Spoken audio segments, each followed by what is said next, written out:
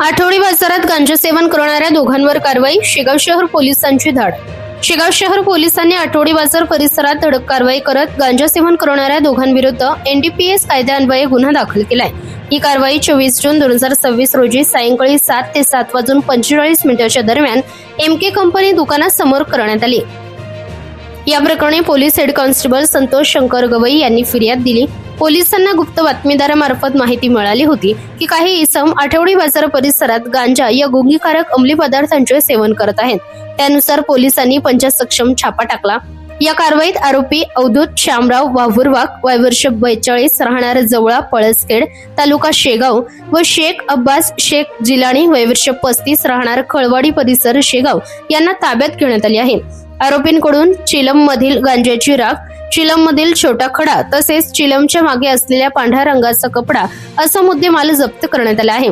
या प्रकरणी शेगाव शहर पोलीस स्टेशन मध्ये अपनंबर 330/2026 अन्वये कलम 8 क 27-29 एनडीपीएस ऍक्ट अंतर्गत गुन्हा दाखल करण्यात आला असून पुढील तपास PSI कुणाल जाधव हे करीत आहेत.